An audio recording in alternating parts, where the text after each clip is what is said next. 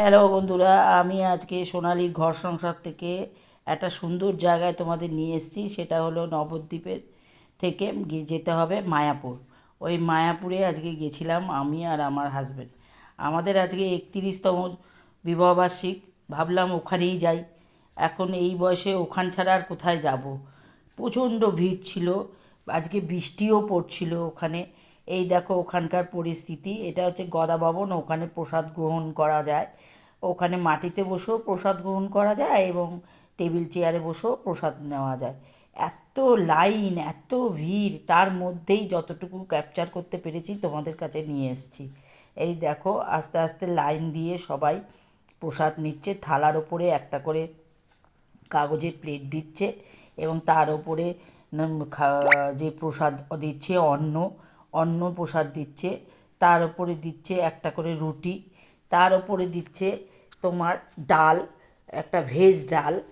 এবং ভেজ ডালের পর এখানে আমাকে একটু ভাত অন্ন কম হয়ে গেছিলো, ওই জন্য অন্নটা শেষ হয়ে গেছিলো, ওই জন্য আবার একটু অন্ন নিয়ে এসে আমাকে একটু অন্ন দিচ্ছে।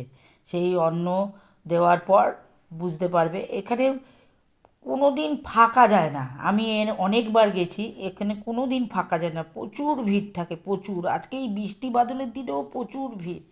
এবং সেখানে দেখো অন্ন নেওয়ার পর দিল ভেজ ডাল, তারপরে রুটি, তারপরে দিল হচ্ছে তোমার একটা সোয়াবিনের মতন একটা বড়ার মতন একটা তরকারি। এটা হচ্ছে ভেজ, সব সবজি দিয়ে পনির দিয়ে একটা তরকারি, একটা বেগুনি, আর হচ্ছে পরমান্ন মানে পায়েস।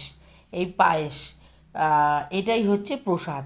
এই প্রসাদ প্রায় হাজার হাজার লোক খেয়ে খেয়ে বেরিয়ে যাচ্ছে। কেউ মাটিতে বসে, কেউ টেবিল চেয়ারে বসে খাচ্ছে এবং তারা পরমানন্দে খাচ্ছে এই প্রসাদ। এই প্রসাদের জন্য লোকে একদম পাগল। এটা হচ্ছে গদা ভবনের প্রসাদ। এই গদা ভবনের প্রসাদের থালাটা কোনো রকমে তোমাদের দেখাতে পেরেছি।